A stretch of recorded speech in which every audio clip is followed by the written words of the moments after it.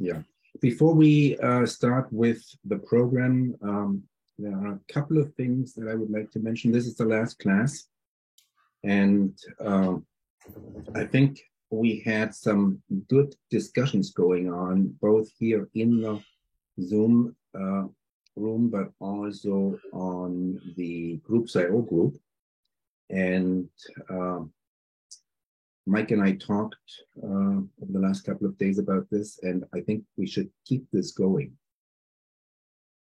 Not necessarily the Zoom, but definitely the Groups.io group. So if you have anything that you want to discuss about antenna modeling, models that you want to share, problems that you run into and would like to resolve, feel free to continue to use this group.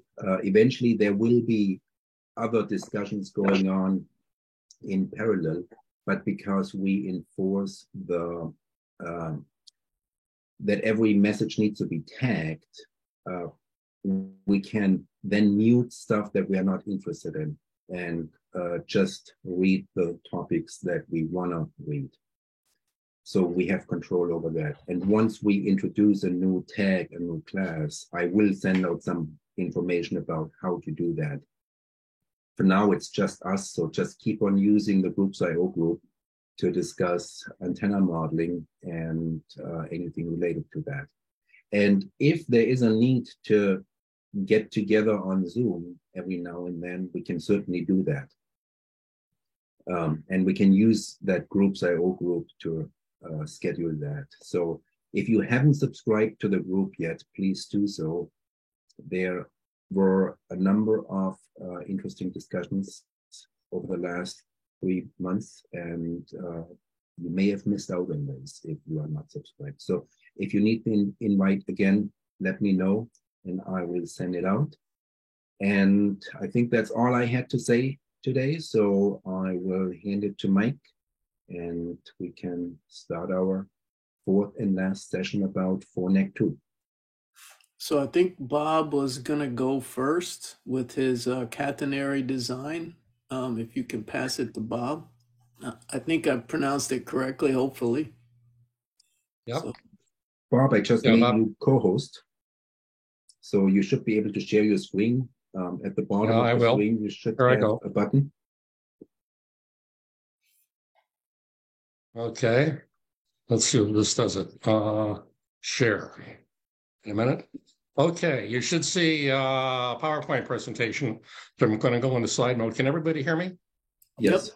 And we can see your slides. Okay, I think you may have trouble staying awake over this one, but I'll try and not go into things. I kind of got into it, and I've been accused of being the world's best approximate mathematician, and it wasn't meant as a compliment.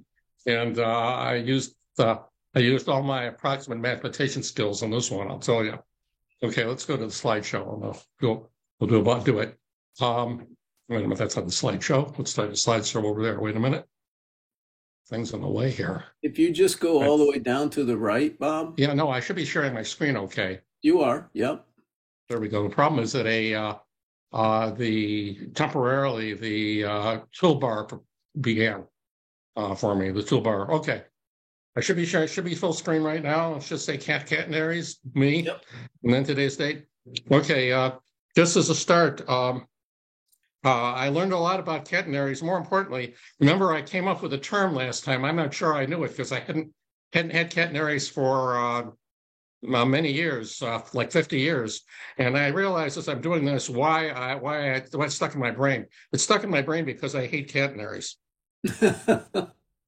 All right, cuz there's the basic formula for a catenary. Looks like fun, doesn't it?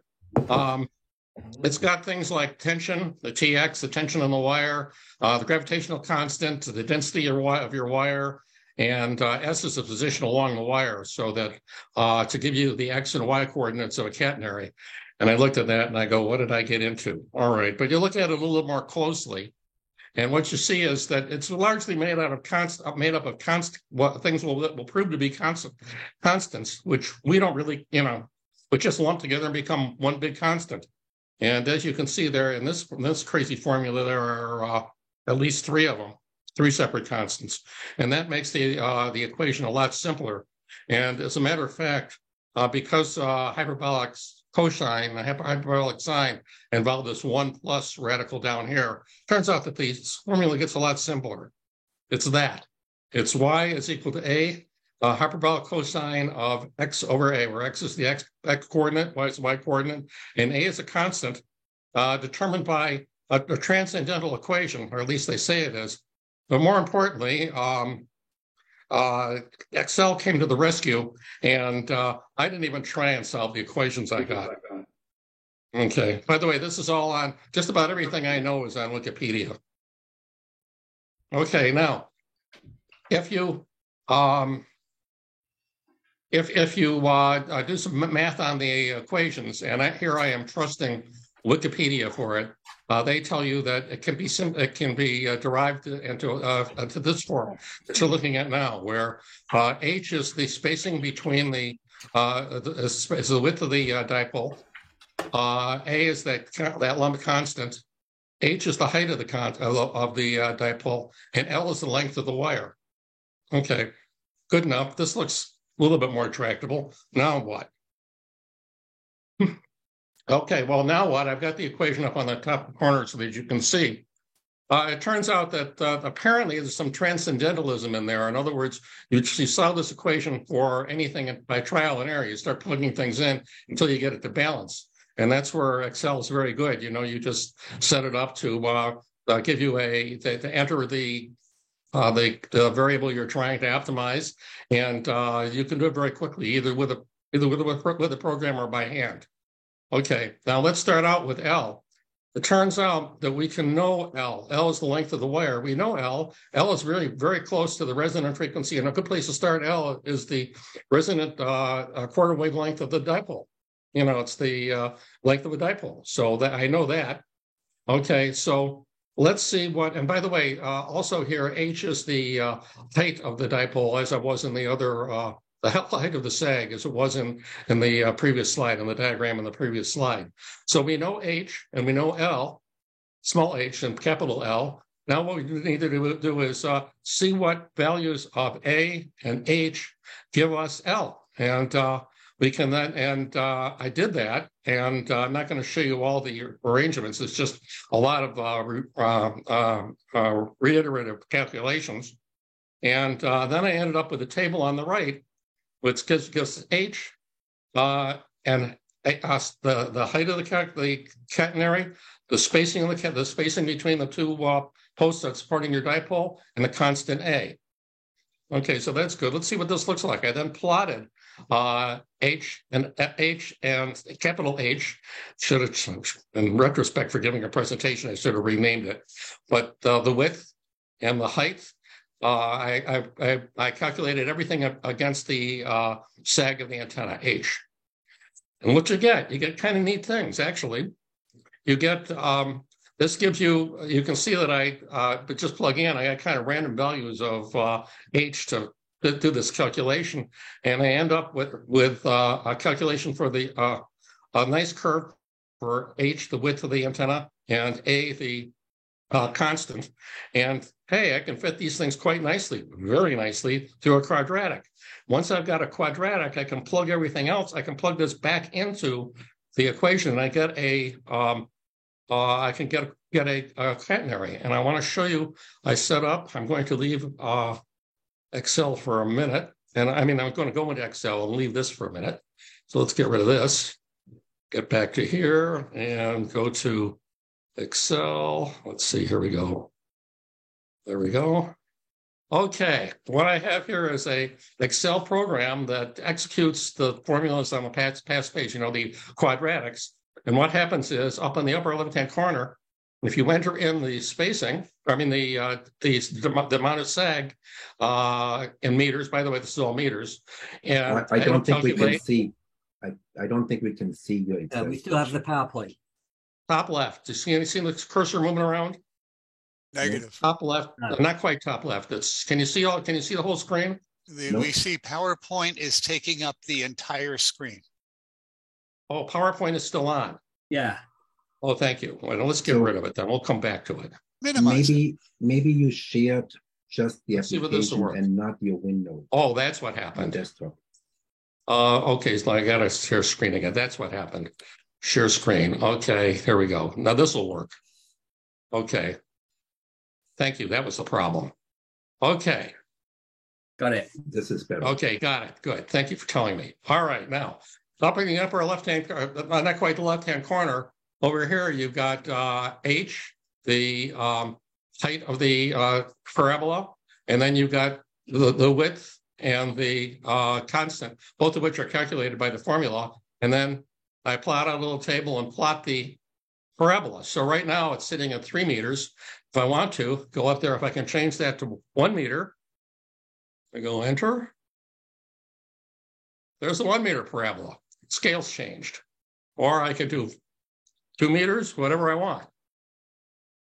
And it's also modifying the track on the left so that I now have my equation for the parabola as a function of height of the sag, amount of the sag. So now I can go back and I can figure out how I'm going to put this thing into NEC, into the antenna program. So let's go back to let's see, I got to go screen sharing. I wonder, well, I think I got to go back to screen sharing and go back to the PowerPoint. Is that correct? Anybody know? If you were on screen sharing now, then you just go to the PowerPoint.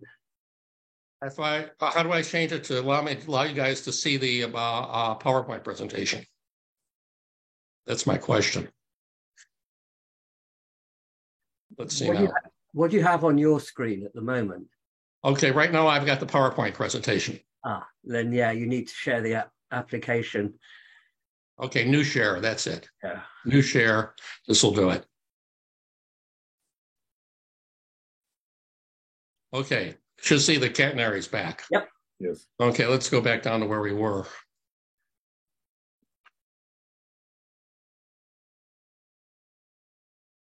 Okay, we're right here. Okay, now slideshow. Wait a minute, no, I've got the same problem I had before. Okay. Okay, the problem I've got right now is that the toolbar is blocking my it's blocking everything. How can I move the toolbar?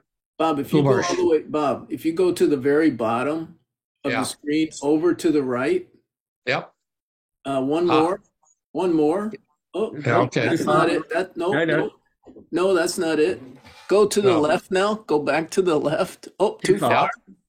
You see these 1, 2, 3 icons down in the lower right? There's like 4 squares, and then there's a little book, and then there's something with a line in it that's a square. Do you see that or not? Because I can see it. No, I don't. That's weird. I can see more of your desktop than you can. Yeah. Yeah, apparently. I've got more up here on the right, upper right. Is that it?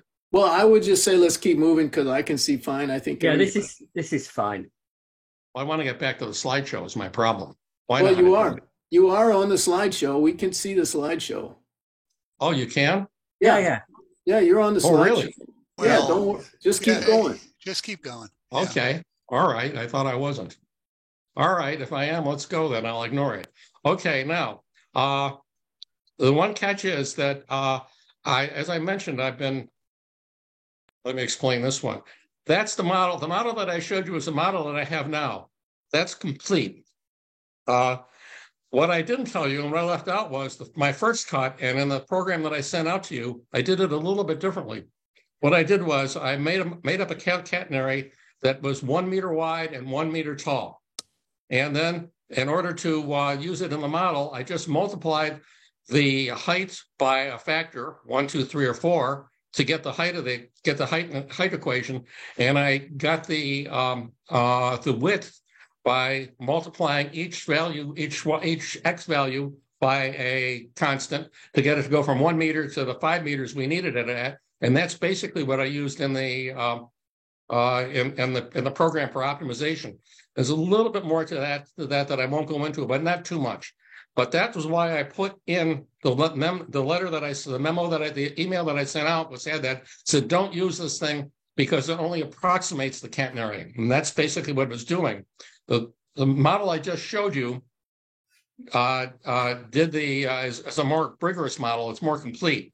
That equation, that's a pretty good catenary equation, and that's a real catenary. So what I did was, the question was, how much error did this introduce into it? So I've generated a picture of the two catenaries, and here are the two catenaries for 1 meter of sag. The blue line is the old model, and the orange line is this model. And I plugged it in. Wait a minute here. I plugged it into the format to the NEC program, and this is what I got. Believe it or not, these are the two values plotted on top of each other for both the horizontal and the vertical pattern. And if you look very closely, you'll see both red and orange on each one of those. As a matter of fact, the horizontal pattern is so good that there's only a couple of places where the blue even shows up. So basically, although I made a mistake, it turns out, I mean, not I made a mistake, although I made an improvement, it turns out that it didn't really do anything to the model at all. So what I'm going to show you from the rest of it is, and because I didn't feel like redoing all the calculations that I'd done before, some of the calculations are new model, some of the calculations are old model, but you should get the same result, which is probably more detailed than anybody really wants. Okay. Oh, it's interesting. Thanks for sharing. Yeah, well, you'll see in the end. I'm going to also, because not surprisingly, it turns out that at least with respect to catenaries, you can change the shape of your antenna by quite a bit, and it doesn't really change the performance very much. That's what we're going to do now. Now, for the next part of the talk, I just want to talk about how what I had to do to modify the program. And in this case, here's the top part of the card sheet, and what I did was inserted this X factor. This is, by the way, this is the old model. The new model is very, very similar. But for the old model, I inserted the multiplication factor. In this case, this was after the optimization had been run, because the optimization handles the width of the antenna. It just kind of picture like a rubber band. It moves the ends of the antenna in and out and watches and keeps the sag constant. And so when you do, and then it shortens the antenna, and it changes the length of the antenna so that it resonates. And guess what? When you finish up and you look at the length of all the antennas, they're all the same. It's at the resonant frequency, which is what this came out to, the resonant wavelength, I should say. And then the other factor I entered in was something called the Z. I called it the Z factor. It basically is H. It starts out at 1 for a sag of 1. If you put in 0, you've got a straight dipole. If you put in 4, you've got pretty decent sag. Okay, and then I use that, next slide, to calculate an array of 10 points for each catenary. 5 to the left of the center connector, and 5 to the right. And these are what you get. And this is what you're looking at right now is the base catenary times the factors that you enter into the program. Okay, then all you have to do is, and because thanks to Mike's excellent descriptions and programming, it was really relatively simple to figure out what I had to replace for the wire ends on each end. And what we just have is the X and Y coordinates of the beginning and the end of each segment. And you can see how we calculated them. I just add them together, kind of thing. It's really pretty straightforward. The center remains the center, remains exactly the same, and the left, the right, and that's it. You run the model. Okay, let's see what we get. First thing is, I decided that why do a simple catenary? I will do that, but we can also do the other things. And it turns out that there are really 3 kinds of catenaries with respect to an antenna. The first one is a regular catenary, assuming that it doesn't have any external weight on it at all. That's on the left. And you can see the 5 segments. This is a segmented version, segmented plots pulled right off of the model. The second one is a weighted catenary. Now, a weighted catenary is it's still a catenary, but it's sections of a catenary. What I did was I cut out the middle from minus 0.2 to plus 0.2 on the x-axis, and joined them together and recalculated. And what happened, and that's the way they actually do it in the, that's more or less what they do if you look carefully at what goes on in Wikipedia when they talk about a weighted catenary. What's happening is, don't forget that you still at center point, both ends are balanced, and you just have a weight pulling down. So it's a catenary segment on the left and catenary segment on the right joined together. And then for a weighted catenary, similar kind of thing. In this case, I just take 2/3 of a catenary, actually, from start to 0.7, going from the left to the right, and flipped it and readjusted the width so that it had one meter width to enter the model. And this one represents a catenary that's center supported. It's two catenaries, and I saw what the difference for each one is. And in each one, I can vary the height. Okay. Hope everybody's still awake. Yeah, no, it's you're doing fine. Okay, and this was the how we talked about how you use it. Those are the instructions. The instructions are really pretty simple. The instructions on the second one are even simpler. Basically, all you got to do is put up in the Drupa amount and put in a starting value and run the optimizer. Okay, and a little bit of reverse order. I ran the optimizer, and I'll show you the patterns later. I just kind of did it kind of backwards here. First thing I did was I made a plot of the antenna width and the antenna sag. I'm sorry. Wait, no, I'm sorry. Let me read it again. The antenna width and the wire length. In other words, the distance between the two posts and the actual length of the wire as a function of the sag. And this is for a catenary. And the thing that I want you to notice particularly is that, not surprisingly, the width is always the same. It does not, the wire length is always the same. The wire length is at resonance. And it turns out that's true for all of them, maybe a little bit less true for the double catenary. You'll see in a minute. Here's the catenary, and it's kind of interesting that even though it sags a lot, what really counts isn't the sagging didn't do anything to the resonant frequency. I guess that's the best way to put it. And it's also true for the weighted catenary, same thing. And the only deviation you got at all was there's a little bit of a increase in the wire length when you have extreme sag. And I'm talking about 4 meters of sag and a 10 meter wide dipole. That's a tremendous amount of, 10 meter wide dipole, starting out at 10 meters anyway. And so kind of interesting. Okay, so now let's look and see what happens to the SWR. That got even more interesting. Excuse me for confusing people. It's the z-axis, and it's also the height. It's the same thing. So this is for the ordinary catenary. Here are plots of the SWR versus frequency for each one. And what's kind of interesting is if the model is to be believed, we start out at z = 0. That's one of these up here. Okay. And then as you begin to introduce sag, the performance of the antenna in terms of SWR improves. Culminating in z = 3, which is, I found that kind of interesting. It was true of all the models. This is the regular catenary. If you do the weighted catenary, you get the same thing. Its best performance is as the sag increases. But notice also, though, that when it gets to extreme sag, you begin to lose it again. It begins to go back up again. In other words, the optimum antenna performance with respect to SWR, according to the model, occurs when you've got 3 meters of sag. Interesting. Okay, and for the weighted catenary,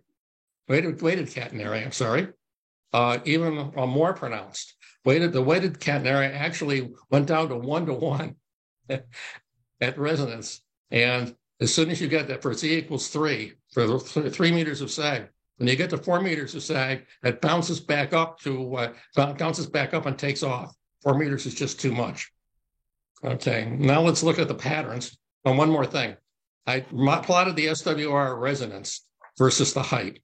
That's a little bit more, and you can see basically the same thing. You could pull this plot off the other 3, but you can see that the behavior up to 3 meters is pretty similar for all of them in terms of SWR. Okay. Now for the patterns, let's start out with, of course, this thing is getting in my way.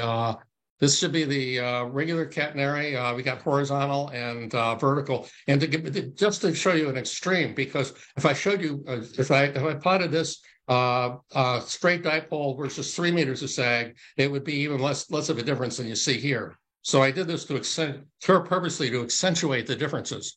And what you see sagging do for a basic catenary is it makes the antenna a little bit more isotropic in horizontal plane, and you lose some gain going straight up, which is basically a good thing. You know, what's happening is you lose just a tiny bit of forward gain out of this thing, and you pick up at least that much in off the side.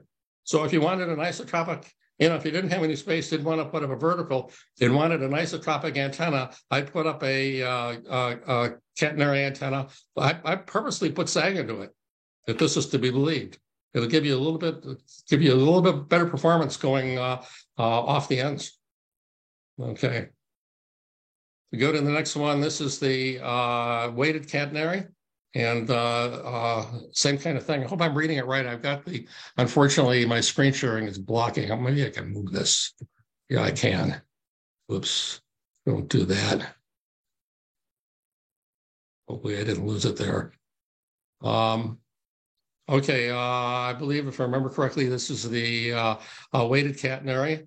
And then if you go finally to the double catenary, this is the one place double cat set. Wait, what you want, you don't want to support your antenna in the center from a performance point of view. Particularly, this is at 4 meters of sag, and you see that at 4 meters of sag, you got a more substantial decrease in patterns, basically almost everywhere. You still get a little bit more gain coming out of the side, but it's beginning to behave a little bit peculiarly. Okay, so my conclusions, I said some conclusions because I kept on thinking of other conclusions I could have drawn, but the main ones are, first, the wire length is the dominant factor affecting resonance. How much sag and whether the center supported and whether the center is supported have secondary effects, even with extreme sag. And that tells me I'd like to see, Mike, particularly whether this holds up in other models. I have a feeling that when you put up a dipole, you've got to do a lot of horsing around before you start changing the patterns very much. You know, if you're worried about running through the trees and it's not quite straight, my guess is that does nothing to the pattern, you know, really nothing measurable. Okay. The SWR decreases to minimum at resonance in all cases. Beyond 3 meters, the SWR increases. And finally, sag slightly increases the gain off the ends at the expense of gains off the side where you normally have high gain. So very interesting exercise. I learned an awful lot about using the NEC model, and I learned a lot more than I ever wanted to know about catenaries. So with that, it's back to Mike. Oh, if there are any questions, I should say. Well, what I would like to say is thank you for doing such a detailed study and for your effective utilization of Fornek 2. Bob, were you using Fornek 2 before we started this class? Never. So you're the role model for a little bit of teaching goes a long way. Because Here's the thing. You were saying that you mentioned that symbolic logic, and you were surprised that symbolic logic got picked up so quickly. I mean, if you do any programming at all, I know Fortran and a little bit of BASIC and kind of thing, and BASIC and some C. But if you know a little bit about variables and how you calculate something and plug it into an equation, it really wasn't that hard. I got to admit. I think that knowing program, a little bit of programming, and knowing what I could make, what I couldn't do in programming, I could make up for in Excel, made it relatively easy. You know, I don't think most hams would have trouble just picking it up. I can't tell you how impressed I am with all the detail you went through, and as you learned from your catenary, an inverted V always has lower SWR than a flat top. which is what you said in a different way, right? So your catenary that's flatter has a higher SWR than the one that has more of a upverted V, and that if you build a flat top dipole and then you build a SW and then you build an inverted V of that, you'll see right away that the inverted V is much lower SWR. Now you found one that was actually 1.0. I haven't seen that before. That's pretty cool. Yeah. I keep on wondering whether I'm running the model correctly. I hope so. I don't think there's a way of running it incorrectly. But, no.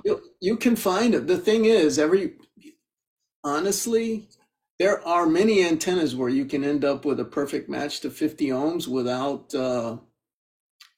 without matching sections. It's just that people don't know how to use the optimizer. So few people on Earth have ever used this package with the optimizer to optimize both the SWR and the gain, that nobody really actually knows this. So I'm sure the guys... I certainly didn't. The other thing is, whenever there's a storm, I usually run out and loosen my antennas so they sag more. I'm not going to do that anymore. I'm going to leave them sagged. Sounds good. I thought I was affecting their performance. I'm not affecting their performance, not in any meaningful way. Well, I was also impressed at how awesome your skills are at plotting in Excel. I've used Python and MATLAB, but every time I get down in Excel, it seems clunky, so I never learned it. But you have exceeded all expectations in plotting in Excel. Well, Excel's not great, especially the part that I get a kick out of was when I hooked it up so that when you enter in a new, as I showed you, as I enter in a new SAG, it just recalculates the catenary just right in front of your eyes.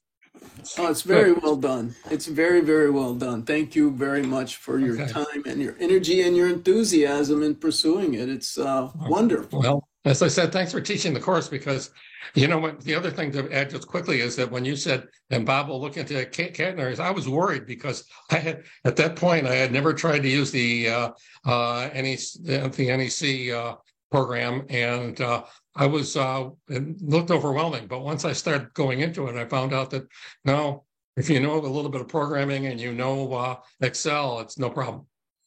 And you know, these little projects are perfect, like little winter projects, and then you can build them in the summer. We're going to go through one you guys can build in the winter that I've done before in just a minute. But I just want to say thank you again. I'm so impressed with what you've done. I can't possibly tell you. It's just it's a home for me, you know, trying to teach this and wondering if I had any impact, which I really wanted to do because I'm such an enthusiast around this antenna modeling.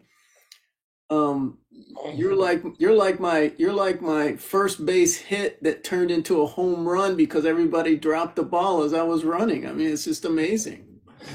So I don't know. I mean, I'm tickled pink to have the skill now, because I've always relied on guys like W2NED to tell me how my antennas were working. And if I'd known it was going to be this straightforward, and I want to say easy because it is easy. NEC is really pretty straightforward and easy. But I'm glad I did it. The other thing I'd point out is that I don't think I'm unusual. I think that just most hams could have done just exactly what I did once they looked into it.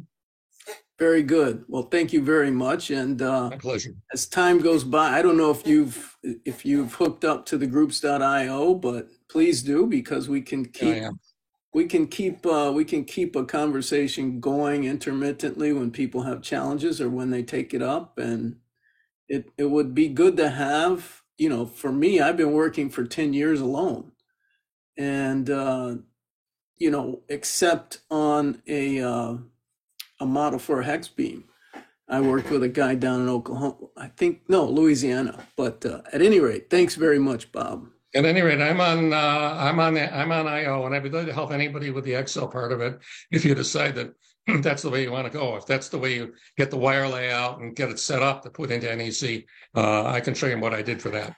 I might actually just Zoom you sometime and go and do a little tutorial on the Excel plotting. That wouldn't be bad. Sure, because Excel plotting is really easy. Yeah, I do say, maybe it's because I'm used to using it, but it's easy. no, everything's easy after you learn it. That's the thing. Exactly. Okay, so Plotting in Excel is easy, except when it's not.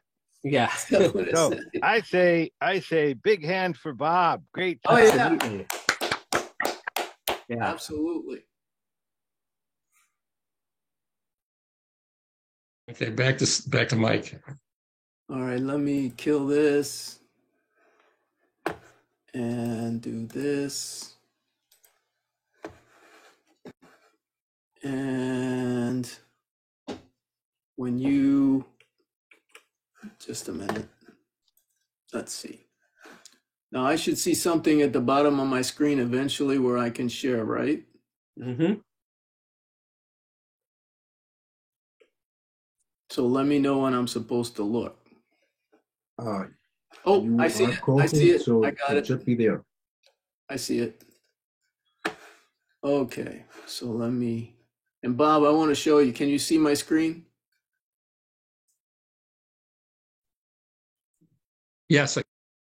Okay, so you see this little thing down here? If you click it, you get the full screen. Okay, so. Wait, what little thing? I couldn't see it. Oh, hang So tight. We'll do it one more time. Are you able to see my cursor? Yeah. Okay, follow my cursor down to this spot. See this slide show Okay. Yeah. pops up? Click it, boom. And that'll take you to the full screen view. Okay, so we're gonna try to cover a bit. I'll probably go a little rapidly so that we can, but the first topic is gonna be a little antenna you guys can simulate and then build, and it's really pretty effective. And then I'm going to go through something that illustrates how to use phasing, how to use feed line phasing in the simulation, because if you ever do run across a need to do phasing, and there are lots of places, Foursquares, where phasing is important, then that's all done through the EX card. And then we're going to go and design a beam, and I'll show you how to design a beam for 50 ohms, starting from one of the Cushcraft beams, and then we'll quickly design a transformer for an OCF. We had discussed OCFs, but OCFs need a transformer, and those transformers are a function of height. And if you do not have access to simulation, you're left to guessing and asking people, and some people will tell you, well, you need a 6-to-1. Some people will tell you you need a 3-to-1. Some will say 4-to-1. And the reason is because as a function of height, you may need one of those, and they could be different. But you can figure out what you need with the simulator. Okay, so we're going to talk about a 2-meter 440 dual band antenna that actually works really well and it's super simple to build.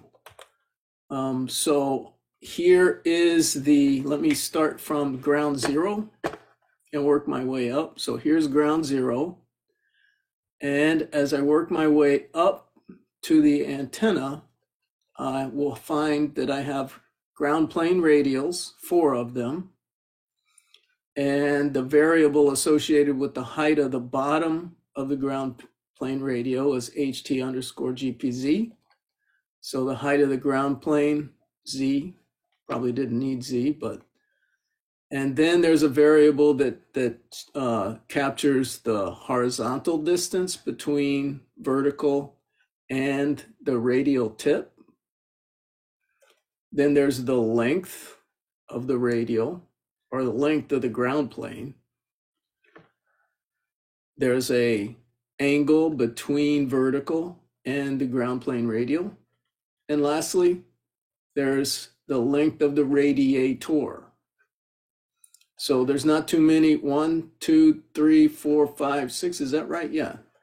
There's 6 variables, and they're all related through the trigonometry over here, which I'm not going to go through too much. You can read through it. It's pretty easy to work out. There are some specified variables or independent variables. One is the HT underscore radiator to the bottom. That's this guy right here. So the height of the bottom of the radiator is a specified variable. And there's one more related to that, which I'll show you in just a minute. Okay, here's the model, and you guys have it. I uploaded it. So the vertical radiator length is specified, and that's the length of the radiator. The ground plane radial length can be specified, or it can be assigned to be the same as the radiator. In this case, I made them both the same. And then the distance in inches, this whole model is in inches. So you can see down here that I have, oops, sorry guys. You can see down here that I have a scaling card, and this scaling factor takes meters to inches. So everything here is in inches, 19.36 inches. That's the vertical radiator optimized resultant length, which I'll go in how I got that. And ground radiator length height to the bottom is specified. And these are the three independent variables. You could argue that the length underscore GP is not really independent, since in this case, I assigned it to the previous variable. Theta is 35. I'll show you. I'm not actually going to show you how I arrived at that, but I was lucky because the actual mechanical build ends up being almost exactly that. So, and I did all of that manually, coming up with this angle. Yeah, Mike? So, yes. I got a quick question for you. I noticed that you can enter the angle in the NEC. You can use cosines and sines. What functions can you use? Because I noticed that you could not use cosh. It didn't seem to understand it. Hyperbolic quotient? Very good question, and that's the challenge of using Fornec 2, since the developer is long gone and the documentation is very thin on the use of the variables. And answer is, I don't know. When I get ready to use a function, or a built-in function like sine, cosine, whatever, I just put it in there, and if it works, I'm happy. And if it doesn't work, then I know it doesn't. That's the only way I know to figure out what works. Well, that was what I did, and then I had to do that part in the Excel spreadsheet. Yeah. Okay. There's a list somewhere, and every time I go looking for it, I have to pull my hair out. It's really difficult to find. John, if you ever do find it, if you ever find it again, post it to the groups.io, because I have never seen it. Okay, I shall. Yeah. But I ended up pulling my hair out, and I still got some. For me, I just throw it in there, and cosine. I was pleasantly pleased when cosine and sine and tangent worked, because a lot of antennas can be built with those. Okay, so the rest of this stuff we're already familiar with. I'm going to skip it. It's just setting up the geometry from the variables. It is 4 radials, so I've got the radiator. Well, let me 1 second. So I've got the radiator at the top, and then 4 ground radials. Okay, what does that look like? This guy right here, everything's of equal length with 4 radials. This angle is a little wider than 35, but this is the one I have. Another view of the actual geometry of this thing. Okay, so I'm going to show you guys how I actually built this. So I first did this, and this was during the lockdown. I was working from home. I often got my work done, pretty quick. So I needed another project. So I thought, I had a crappy old dual bander that was leaking down into the coax, so I tossed it out, and I thought I should just design one and build one. And I found something that was a predecessor down inside the models, and I just developed that. So the implementation high level detail is you can take the antenna when you're done and drop it into a 10-foot length of plastic conduit, lean it up against your deck, or you can guy it, or you can lean it up against a tree and tie it off. And for me, it's only up 10 feet, 120 inches, and it just functions so very well. All right, so how did I come up with the geometries and lengths so that it would be a dual bander? So again, I started with a hint from down inside the models. If you look down inside the Fortnite 2 installed models, and you go down to the section where they talk about, I don't remember the actual name, but you know, it's associated with 2 meter and 440, that kind of VHF, something like that. And I took one of those models and then I converted it into symbolic because it wasn't symbolic. And it also wasn't dual band. It kind of, the two bands didn't really overlap. And then I turned it into equal lengths and I played with those lengths until I got the following juxtaposition of SWR across each band. This is for the 440 band. This is for the 2 meter band. So I'll do it again. 440, 2 meter. So you can see I tried very hard to get the crossover at exactly the center for both of these. So now, if the SWR is actually okay, even if you don't have a feed line, and once you put in a feed line, the SWR is good all the way across the entire band, which I'll show you. But so the lengths that I ended up with from simulation, I cut a little bit longer, as you'll see, and then I cut them down to be these values that I previously showed you in the simulation. Okay, but I just juxtaposed this like this, and now it's a dual bander. Questions about that? Okay, it's really simple because there's only one length in the entire antenna. Okay, by designing blah, blah, blah. Okay, so here at 10 feet is the far field pattern for 440. It's really quite good. 7.5 dBi, which is higher than a 20 meter dipole at 35 feet. And this is omnidirectional. The launch angle is phenomenal, 2.5 degrees. And you also have a bunch of other energy emitters at different angles. So if you have closer in repeaters or people, you can get those guys. And if you got something pretty far out and you don't have a house in the way, you can get that too. And one thing I think, and you guys can correct me, but I think this pattern shows a 3/2 wavelength antenna for 440, which explains the very low angle. So, and you guys can correct me if I'm wrong, but I believe this is a 3/2 antenna on 440. This is the cool looking 3D pattern. And it's perfectly omnidirectional. Now this is for 2 meter, 4.53 dB at 10 feet. Again, a pretty low launch angle for the most of the energy, and then a nice higher angle if you've got a closer in repeater. And this is a half wave. So the same antenna now is a half wave for 2 meters. Omnidirectional.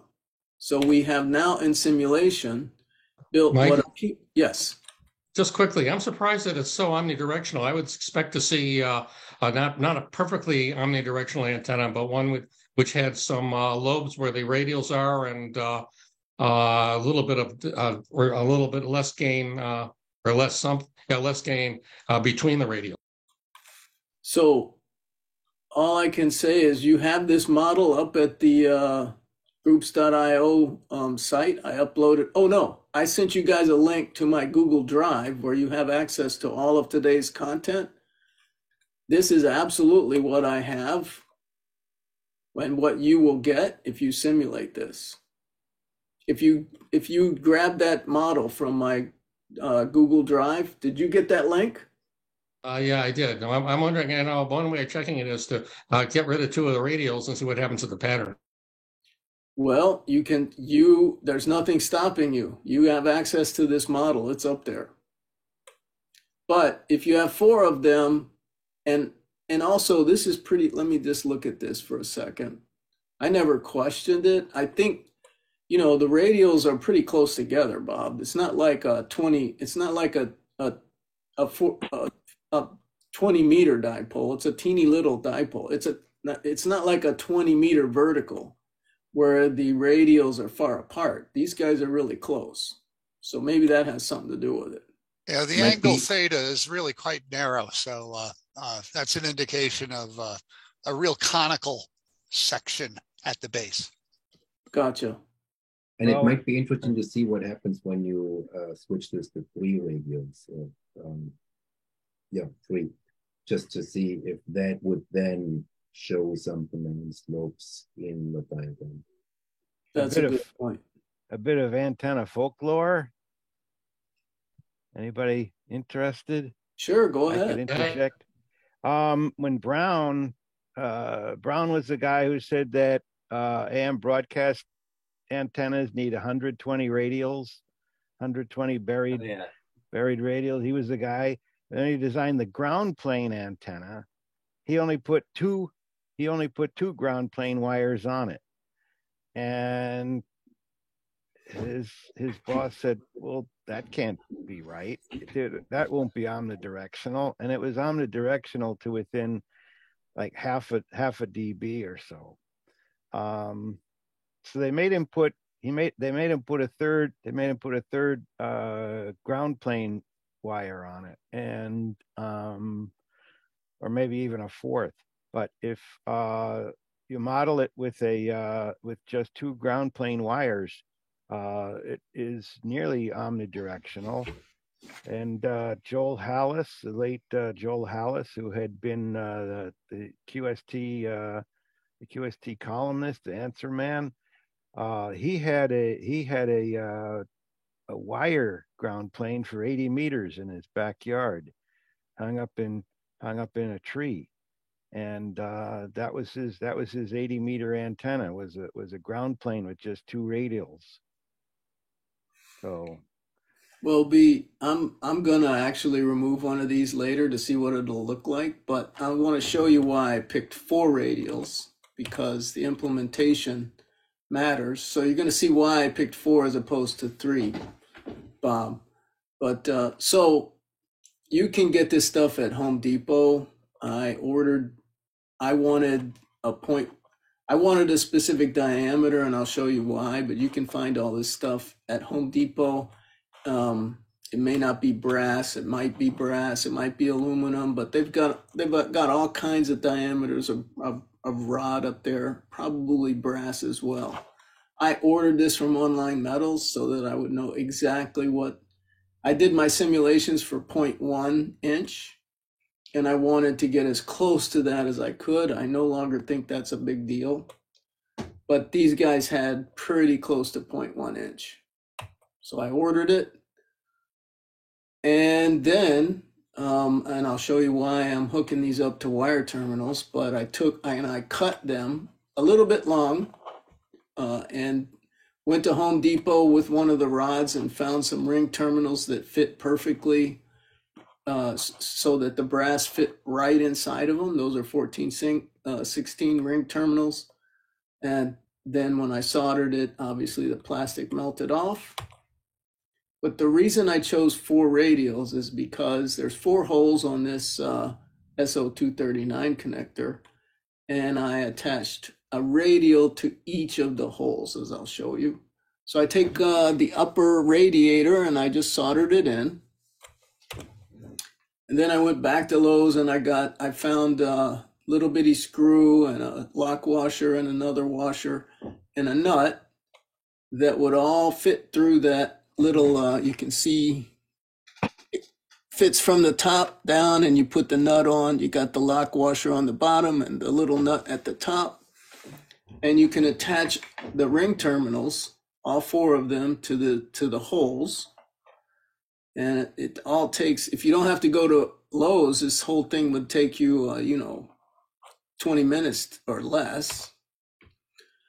Then once you get everything on, you can straighten them into the pattern here. And last, and a fortuitous outcome of putting the nut on the bottom, you bend the 1460 ring terminals down, and they stop at almost exactly the right angle against that nut. So they won't fall down any further, because the ring terminals aren't exactly very strong. So this is your antenna. Well, one more thing. You got to put a little epoxy up here to keep it sealed. And I used automotive epoxy because that stuff lasts forever.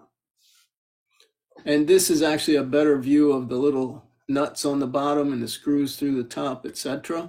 I was a little worried that those might affect the performance of the antenna, but they don't, as I'll show you. And this is the fully assembled little dual bander. And like I said, for back then, I don't know, it's probably $100 now, but I got a $6 length of 10-foot plastic conduit, leaned it up against my deck after getting permission from my wife, because she can see it out the kitchen window, and tied it off with some string after I ran the coax up and attached it to this thing, and then just dropped it in.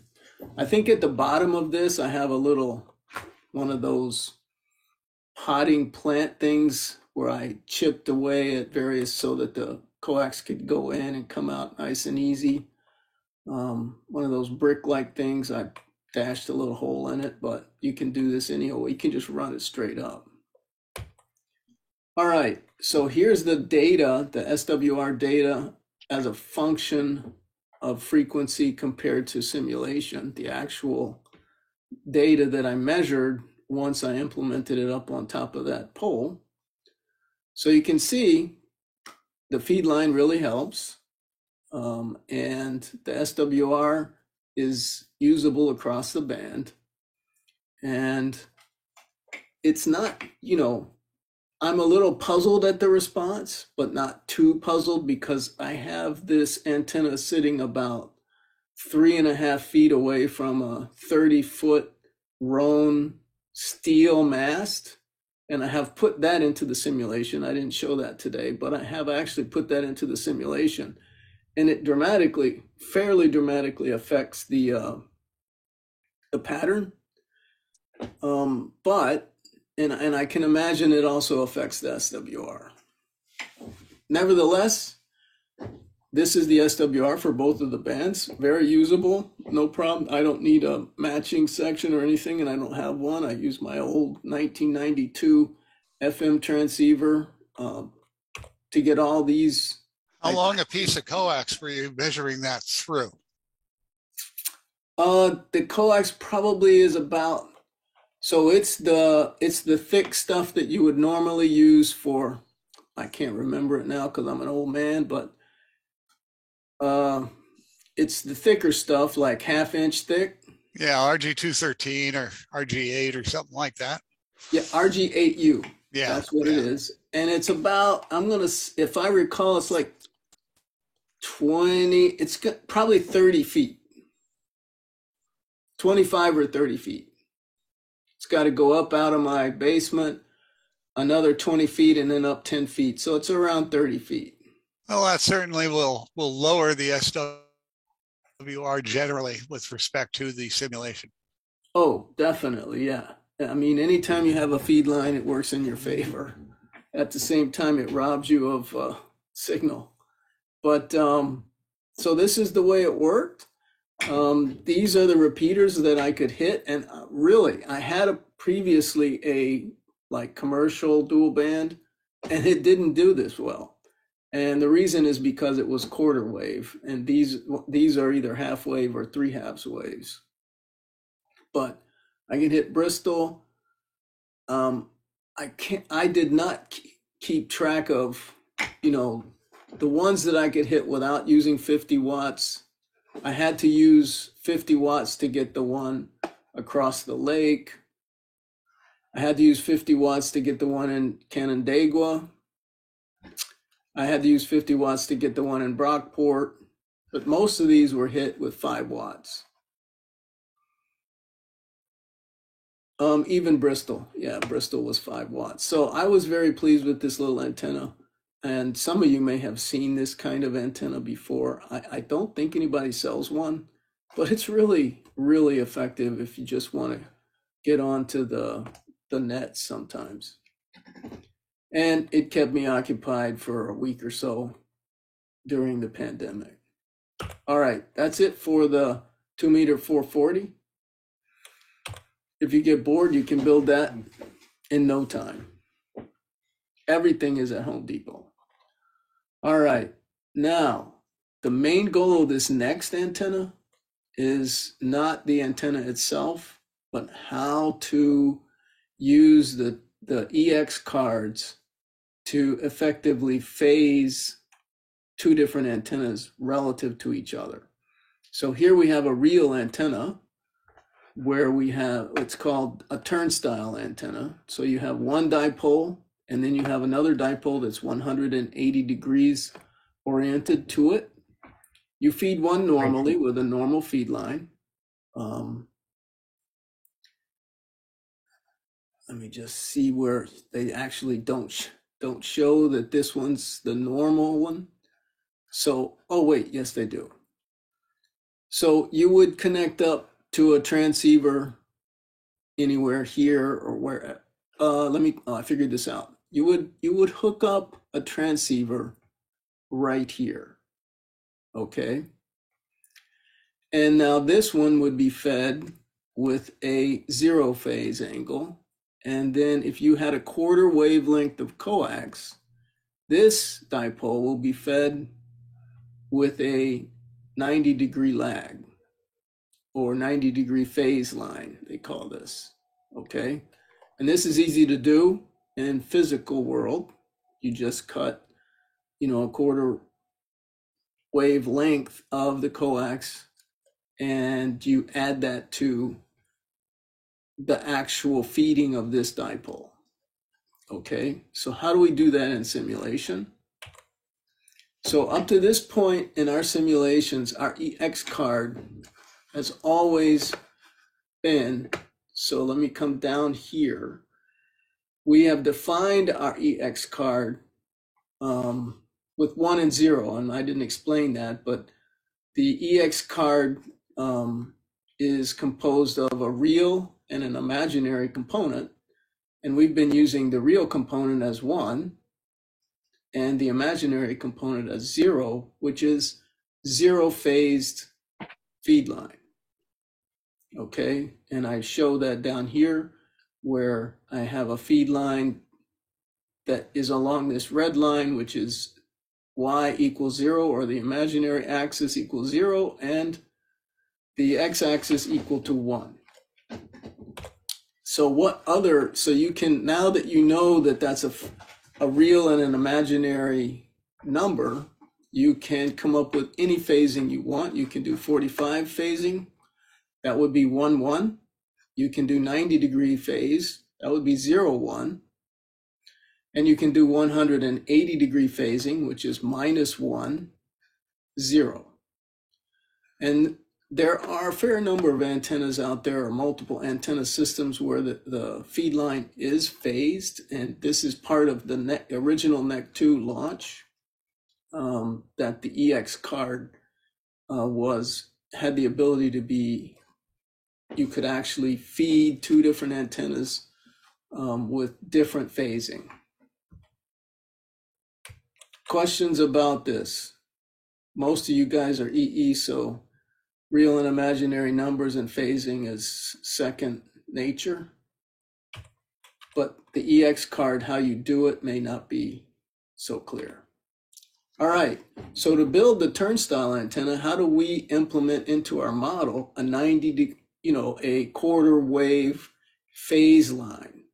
So we take one dipole and we make it have a 0 phase angle, 1, 0, and we take a dipole 2 and we make it 0, 1, which is a 90-degree phase angle. Okay, so I have these two opposed. We already built a dipole, an inverted V or a flat top. We built it in variables in another class. So all I did was take those two and oppose them by 180 degrees.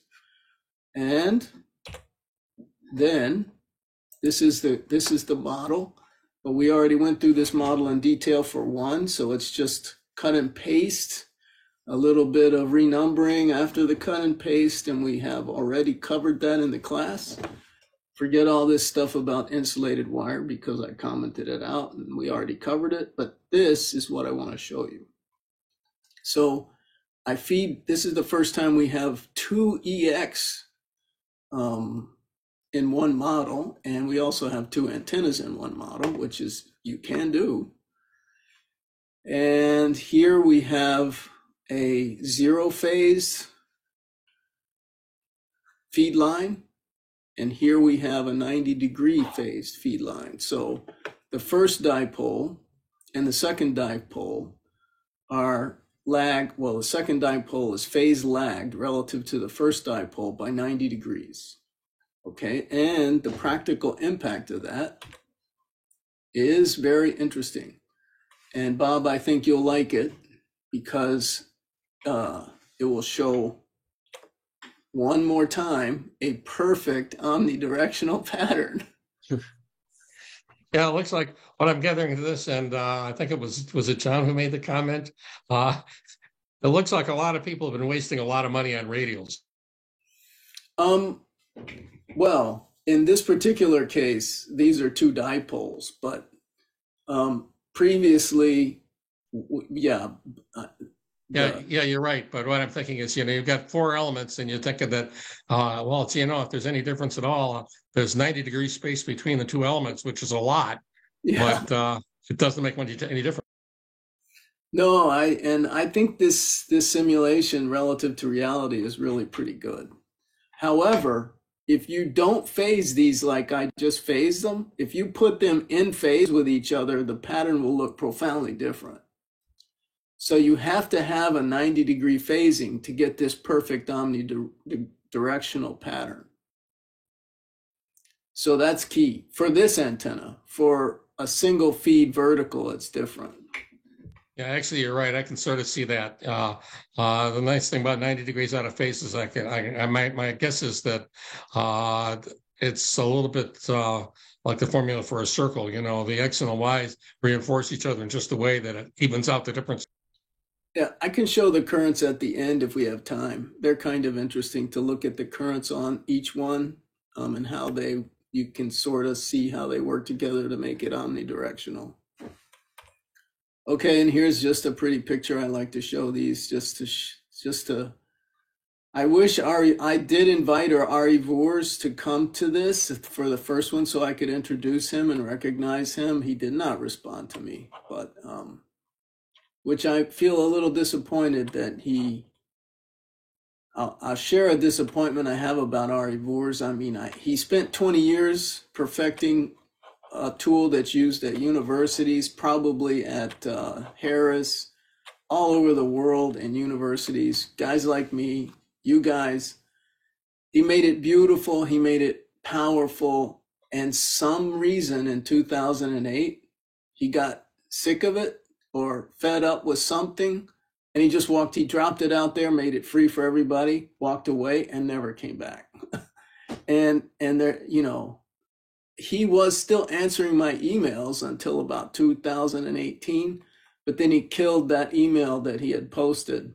And now you can only contact him through LinkedIn, and he will not respond to anything associated with this platform that he spent 20 years of his life working on.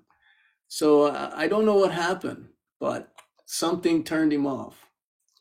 And that's sad given the massive contribution that he made. Anyway, I won't belabor that. Okay, beam. Let's take a look at designing a 4-element beam. So I have a friend, K2CS, you guys probably all know him. He's the president of RDXA. And he, you know, the guys know I do all this stuff. And he came and he said, listen, can you give me a design for an antenna I can just build so I don't have to pay for an A224 from Cushcraft? I said, sure. So I went and I studied the Cushcraft, and they have done this equally spaced thing.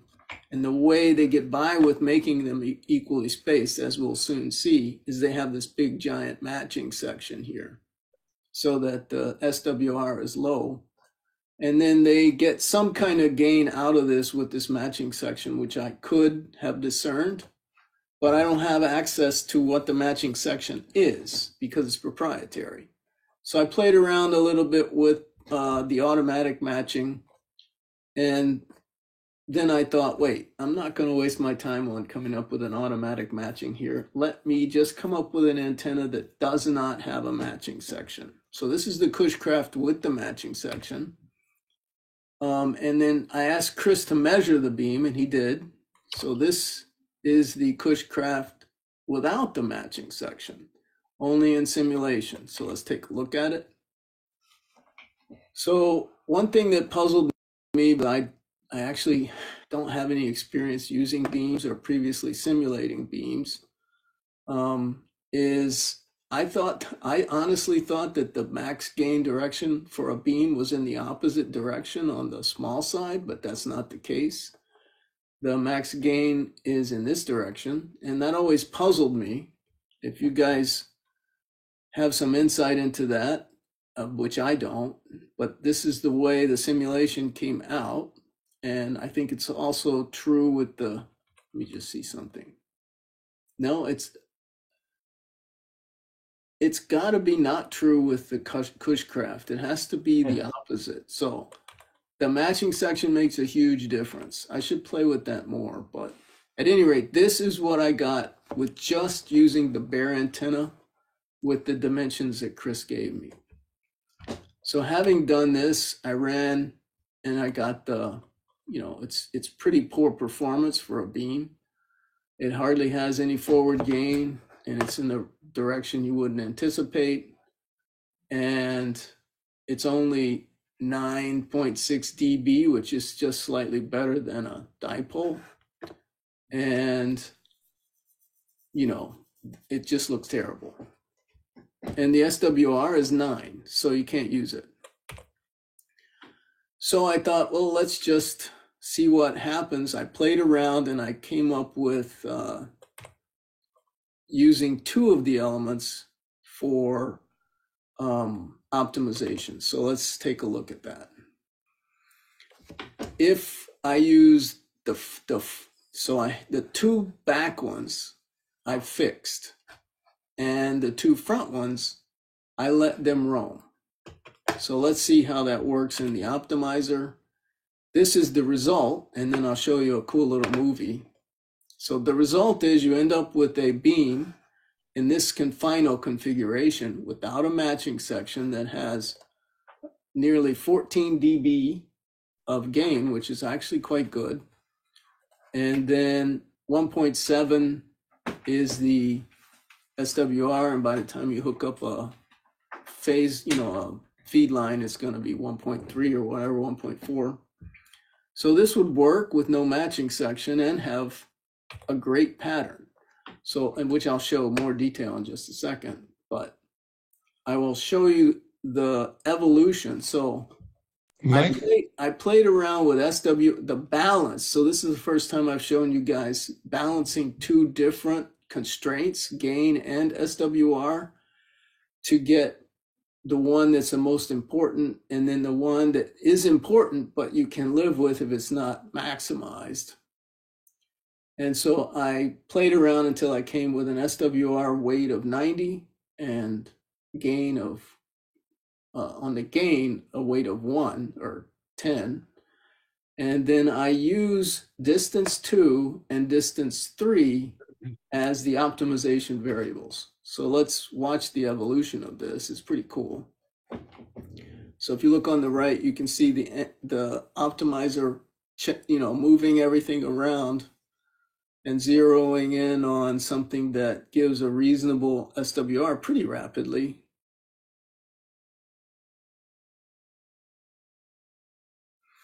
And it doesn't become much longer. It becomes a little bit longer. Okay, so now we have 13.4 dBi forward gain, 1.7, 1.8 SWR. And let's just, okay. I thought I had, oh, I guess this is it. Oh, I do have a color view, I think, someplace. We'll see. This is the final, these are the final dimensions, which I sent back to Chris. I actually don't think he built it, but it would take an hour to build, having gone to Home Depot and got some rods, cut them down to these widths, and then put them on a wood boom and stick it up on a 10-foot pole. And you don't need a matching section. This is what I wanted to show. So for some reason, this must be a specific frequency, not the one that I optimized. It's got 13.15 dBi. It's got a very good front to back ratio. Well, it's an 18 front to back ratio. SWR 1.76 for 50 ohm. I mean, this would be a great beam for 2 meters, and you can build it all on the cheap. And this is the 3D view of that, which really, it's not too bad. You could just walk out and rotate the thing. Once in a while, I think about building it, but I don't really do contesting. Well, I don't do the 2 meter contesting stuff because I don't have SSB, and I only recently learned Morse code, so I'm not really a contester in that. But this is a cool example of how to build a beam, or how you could build a beam for yourself if you want to play around with a 2 meter beam. Okay. Equally spaced. Oh yeah, it's terrible. So you can optimize. Now you could also take that Cushcraft, those dimensions, and use Ari Vuur's automated matching section generator, get a matching section and build it. And that would be much cheaper than buying the Cushcraft antenna, but it would be the same antenna. All right. Last thing is, and we're going to finish up, looks like we're going to finish early. Offs, I think, I don't know what time it is. Yeah, we're going to finish early. So probably went too fast. Off center fed dipole. How do you design a transformer that's supposed to say transformer? How do you design a transformer for an off center fed dipole using Fornet 2? Okay. So off-center fed dipoles do not have 50 ohm impedance. So a transformer or a matching section, but typically a transformer is used, must be specified for every OCF. And that transformer is dependent on the ratio of the short to long end, its height, its orientation, etc. So once you build one, whether it's 25%, and 75% or 30% and 70%, whatever set of frequencies you want, you need a transformer. So how do you do it? All right, now I'll back up and say, I built an OCF before I knew how to do this. And the way I picked my transformer is I pinged like 10 different people and looked up some stuff online about transformers, looked up how to build them, and I settled on a 4-to-1 transformer just because that was the most common one that was associated with the word OCF. But you do not need to do that. It worked out for me, thankfully, but here's a better way. So here we have an off-center, we have the off-center fed dipole that I actually built, which is, I think it's like 30% and 70% or 33% and 70, 60, whatever. It's like 1/3, 2/3. It's 30 feet high and it's 12-foot ends. And, even whether it's a flat top or whether it's lowered like this one, can change your transformer. And certainly the height can change it. This is the pattern. It's not obviously not a huge DX antenna, but it does give me access to a large number of bands. This is the actual SWR with a 4-to-1 transformer for this antenna. So I get 80, 40, 20, 17, 12, and 10, and 6. Although I don't actually have access to 6 on my FT1000MP. So it's, in terms of band access, it's phenomenal. Okay, so how do you design an OCF transformer or any transformer using FORNEC 2? So in the settings of FORNEC 2, you have something called char impedance, and that is the impedance that FORNEC 2 will use once the impedances of the antenna return. That will be the reference impedance that it will report out SWR. Okay, so you can you at default this thing says 50, but if you click on it, you can type in any number you want. Okay, so if you have an OCF and you type in 50 and the SWR does not look good, that means that OCF is resonant at a different fundamental SWR. And you can iteratively locate that. So for me, I built a 4-to-1 transformer. So let's see what that is. So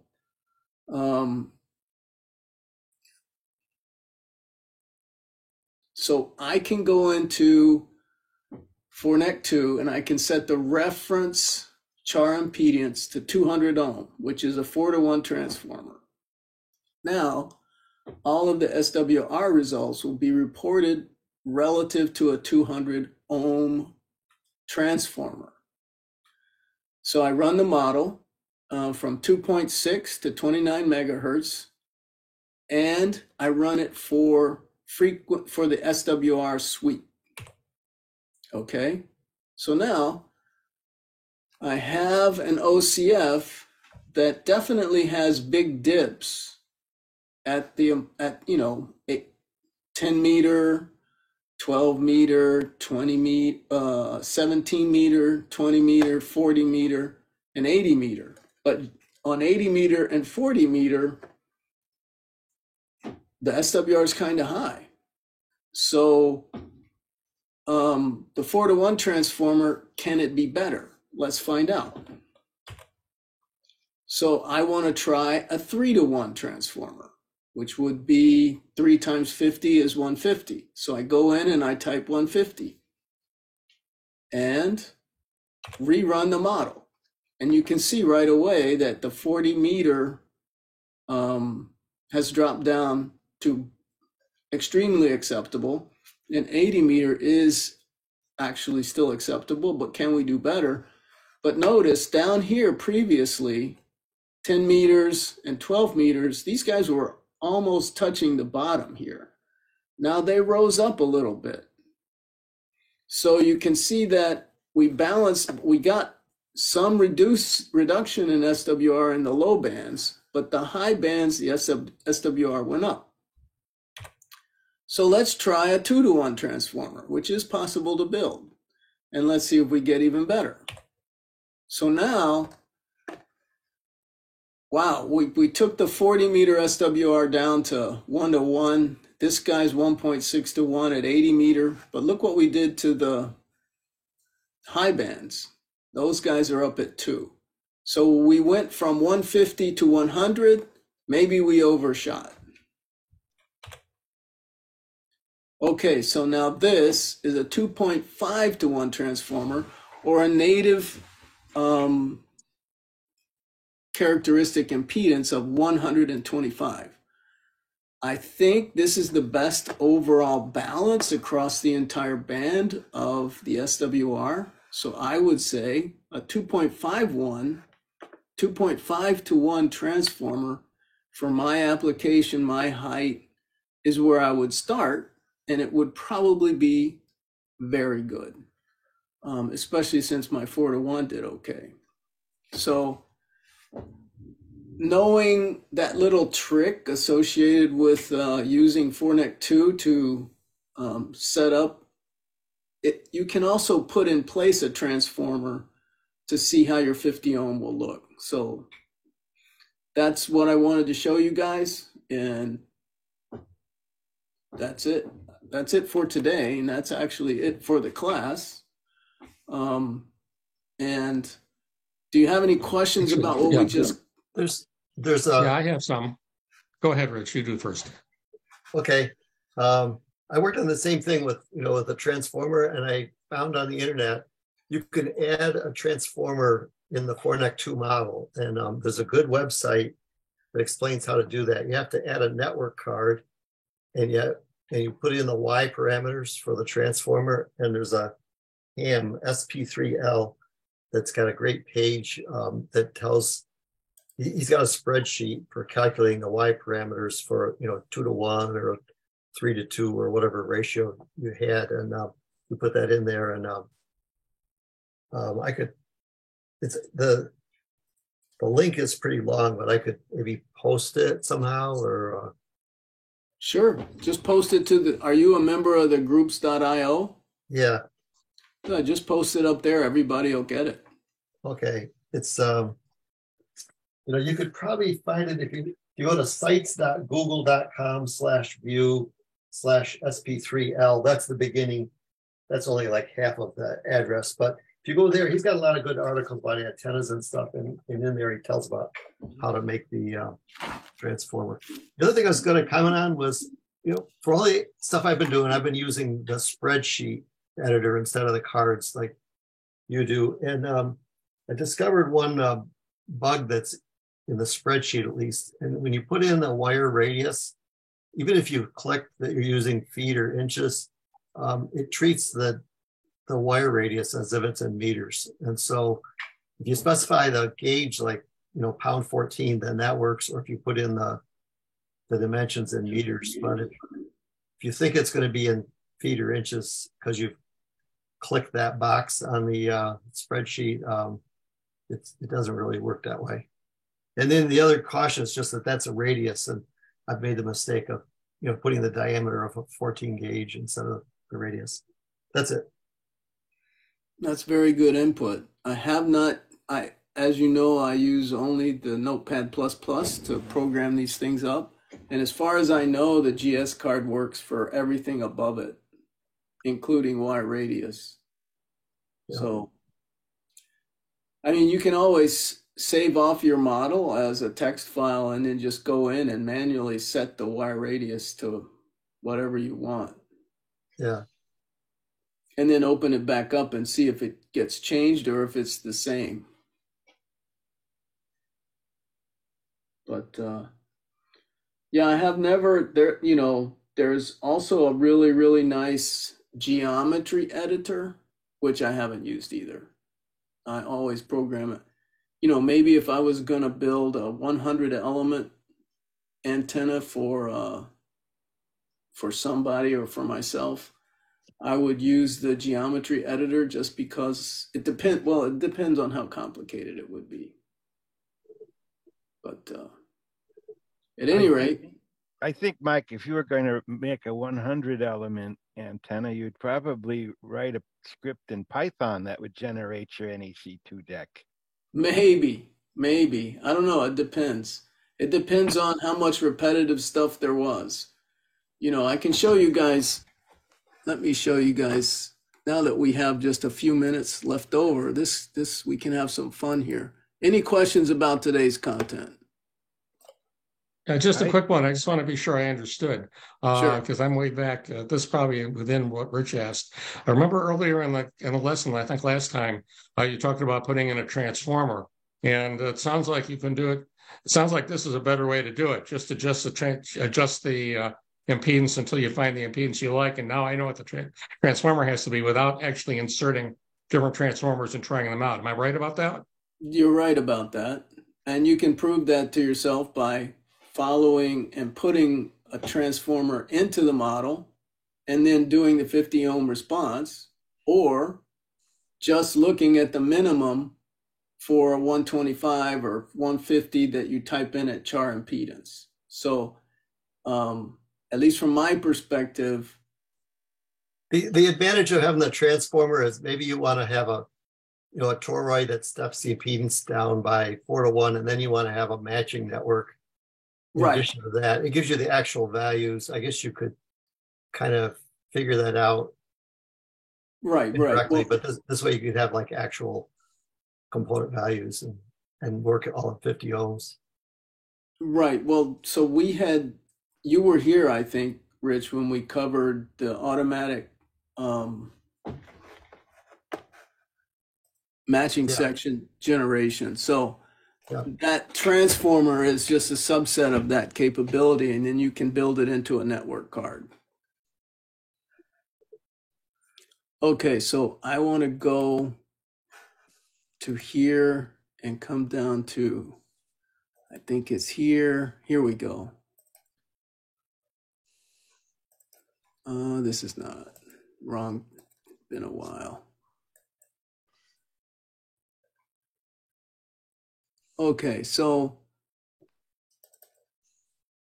I did some work for my club. We were all trying to figure out what antennas we want to use for field day, and some of us were pretty tired of putting up these gigantic mill masts with these heavy antennas that take all day to build with fewer and fewer people. And so we decided to look at portable antennas, and one is a hex beam and the other is a spider beam. And as part of that, it was really fascinating. There are actually existing models, several, for a hex beam and for a spider beam. And I can, if you guys are interested, I can push these up to the Google Drive as well. But you can see now, this is a lot of elements to build, and the model's actually not in symbolic format. It's all done in, because the algorithm necessary to come up with each one of these links is more time consuming than just typing in the links at their locations. So you can see all these numbers, that's a hex beam. And this was built by the guy who he still sells the G3TXQ hex beam from Europe. That's still for sale. You can buy it. I think you can buy it here in the States from somebody. But this is an example of a large number of elements that the symbolic format, at least at first blush, doesn't really help you with. You're better off, because this doesn't change and it's already optimized and sold, and you just want to compare it to another antenna, you can just use this. And so if you do that, you can calculate the far field pattern.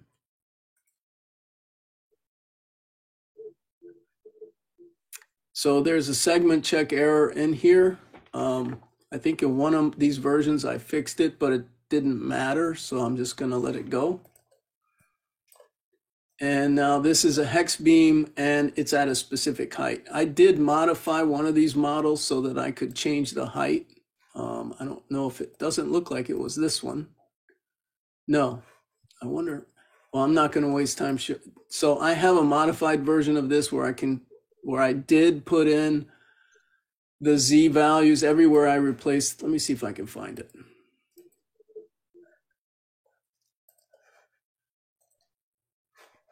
Let's see if this is it.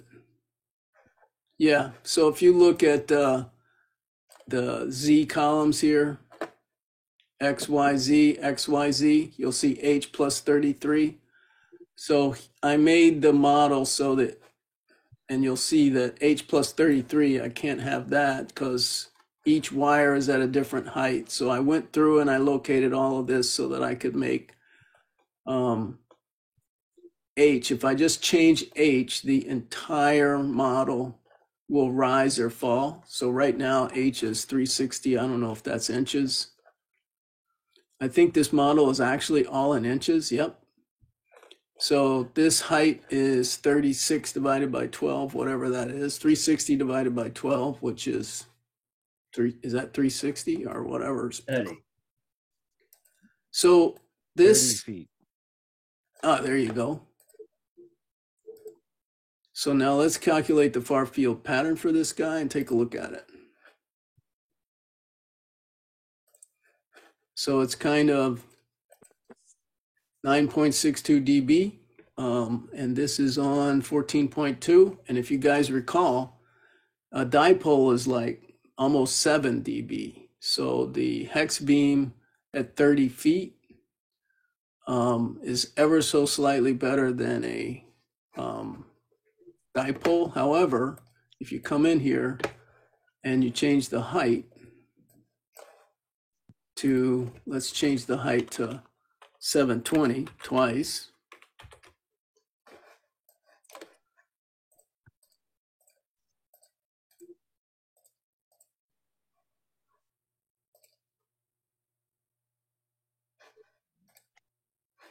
And if we, there it is. Now, at twice the height, we have 10.35 dB, and it's starting to look like it's an actual beam. So when you talk to the guys who sell these things, they'll tell you that you can put it at 30 feet, and a lot of people have, and they have good results. But for 20 meters, which is the long, that's the lowest wavelength of this band, 10 meters much better. You can get a nice pattern up here at 720 inches. And what's phenomenal is you can teach yourself all about this antenna across all of the bands.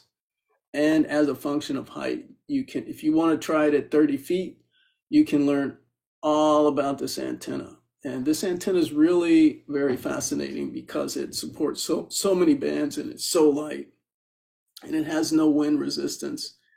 And a lot of people have adopted it, and I might even put one up. I was thinking about doing it last year, but at the moment I don't have a rotor. I don't have the right pole. I have a steel pole, which without going into detail, I'll have to buy some, I'll have to buy, $1,000, $1,500 worth of stuff, which, that's not chump change. So, but at any rate, this is one example. I think I have another one. There's the spider beam in here somewhere. Let me see where it is. Spider beam. I don't remember which one I actually used here now. Oh, here's one. Here's the one I converted to height, so I could change the height. So let's look at the spider beam, and this is for 21. Let's change it for 14, so we see what it compares to. I don't know where that frequency's, all the way down here at the bottom. Frequency 21. Let's set it to 14, and let's look at the spider beam for a comparison. Whoops! I don't know what I just did.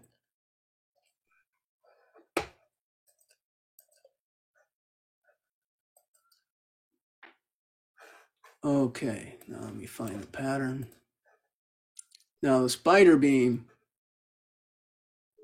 at this height is not as good for this frequency as the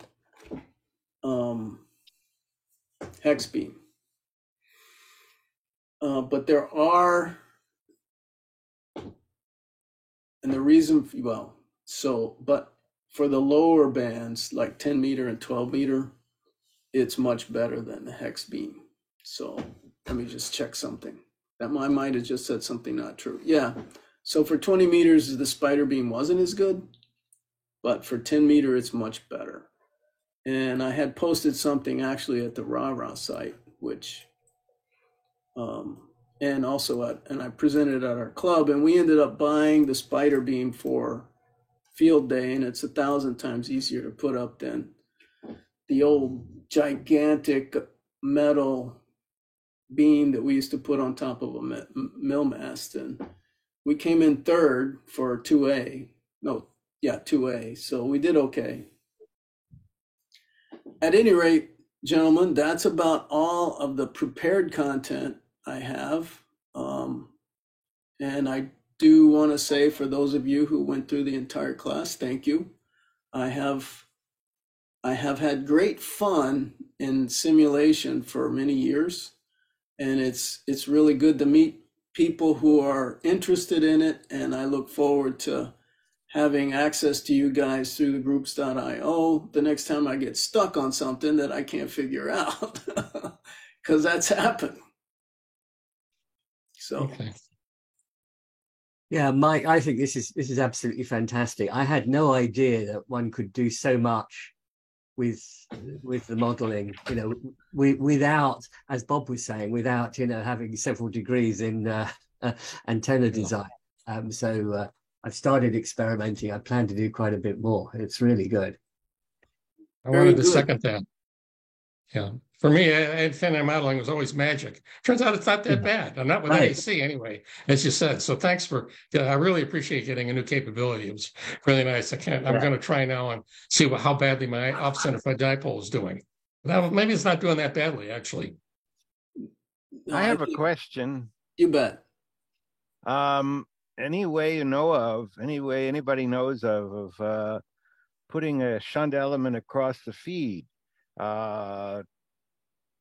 I used the loading card, and that it didn't seem to work very well. I want to put specifically a inductive element across the feed so that I can do a beta type match, so like a hairpin or something like that, without actually modeling the transmission line that makes up the hairpin. Because so I have a question for you. You're just trying to put an inductor at the feed point?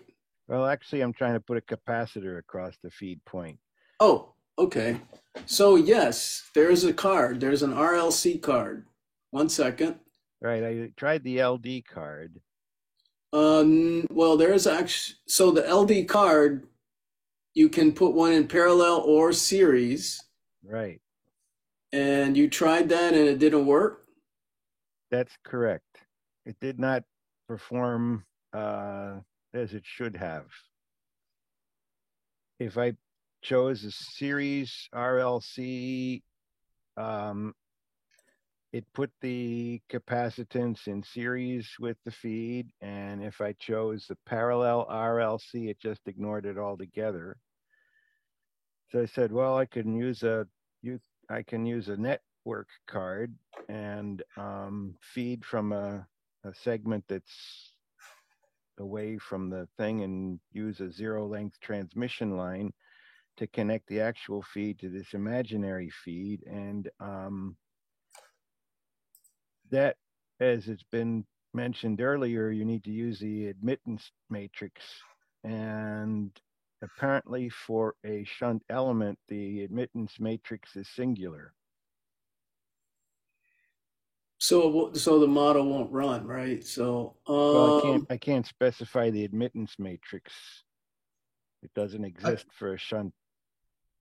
I've had that same challenge, and again, I'm just using the spreadsheet form, and what I end up doing is adding two little wires, one that comes out and one that goes back, and then put the capacitor in one of those wires. I should do that and then look and see.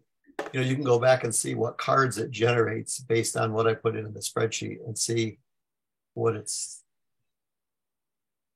done. But anyway, that's how I've gotten around that. Okay, I understand what you're saying. Thank you. It sounds like a good solution.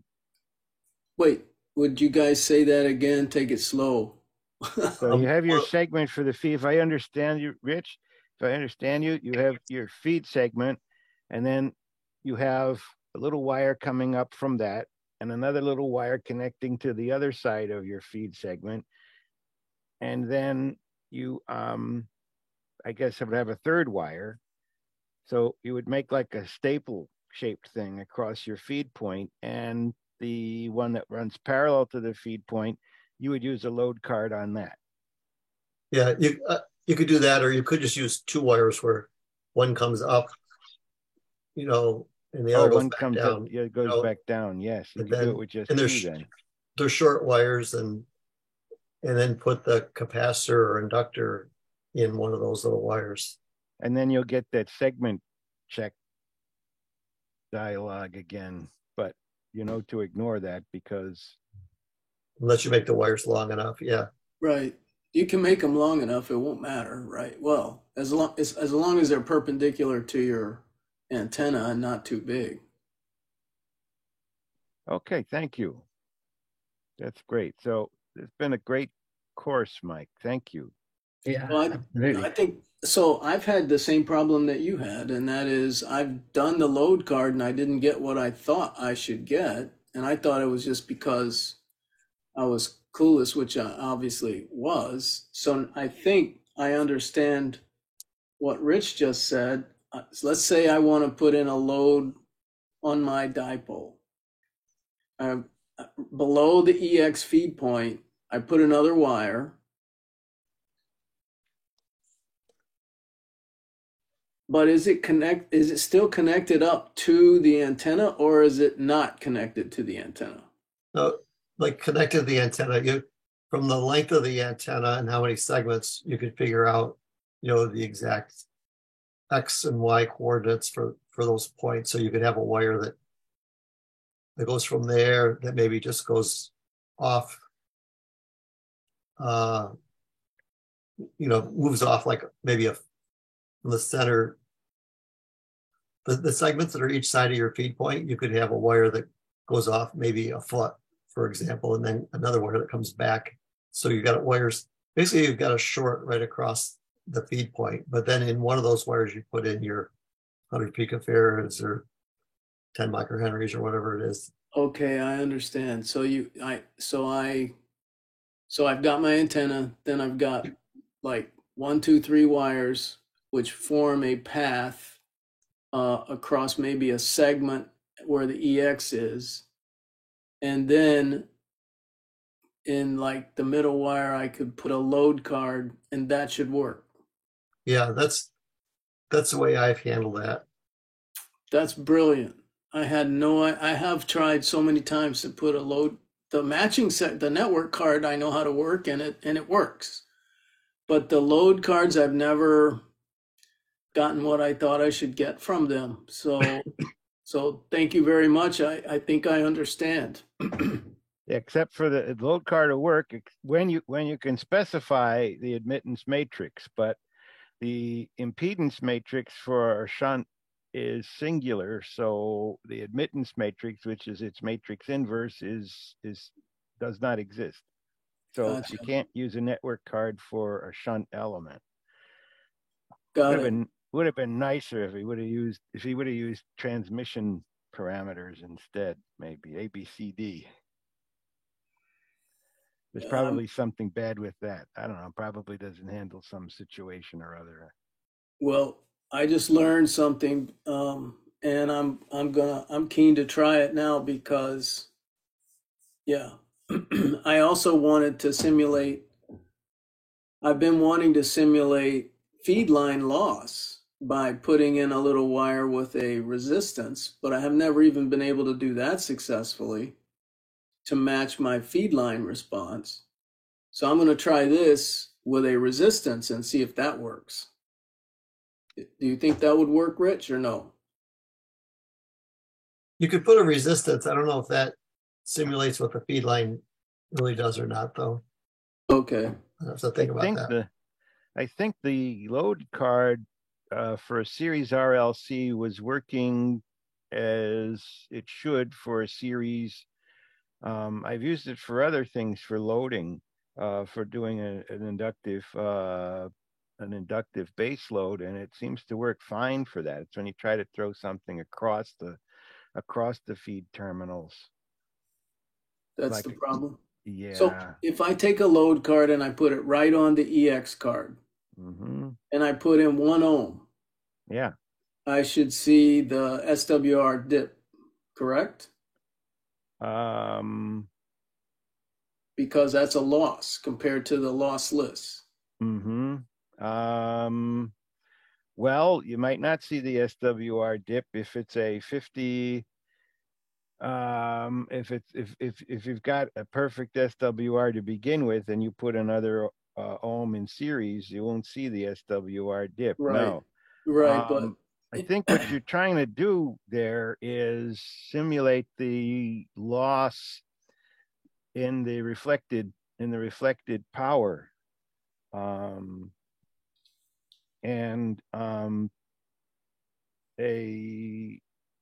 real feed line does not have a real characteristic impedance. It has a complex characteristic impedance. And the imaginary part represents the loss, if I understand it correctly. I don't know if you can specify an imaginary or a complex characteristic impedance for the feed line, for a transmission line. yeah, you can't. Yeah, you can't make a feed line lossy or whatever, not in the simulation. Mm-hmm. But I was trying to fake it by being on the antenna itself at the EX point, mm-hmm. and just putting a like 2 ohms real, I was just trying to get to match the same response that I see in reality by putting a resistor, just putting a real resistor so that it ends up getting less of the EX. And that I think that would work, but you couldn't use a single resistor. You'd want to use a pad actually, because like a single resistor would change. If the antenna was 50 ohms and you put 10 ohms in series, now you see 60 ohms, which but if you had a pad, made with 3 resistors, I think you could have that at either end of the coax, and that would be similar to what you'd get. A T or a pi pad, yes. Modeling the loss. Yes. All right. Well, I'm going to so you guys, I'm a chemical engineer, not an electrical engineer. So a lot of this stuff that you guys have this fundamental background for, I don't get. So I'm probably going to contact maybe both of you guys. And I think let me write this. And see if I can figure this out so that I can fake into the antenna a resistance that will then be a tunable parameter to just lower the SWR until it matches my actual measured response. Yes, I think what we've come up with is you would want to use some kind of a pad. If you know that your feed line has a loss of so many decibels over 100 feet and you've got 50 feet, you want to simulate a 1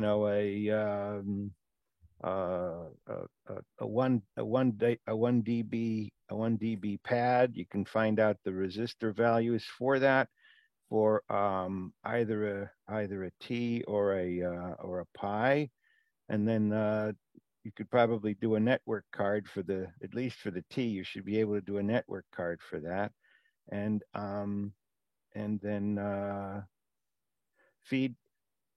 make your actual feed point a little piece of wire that's some distance away from the antenna. And Chebik shows how to do that.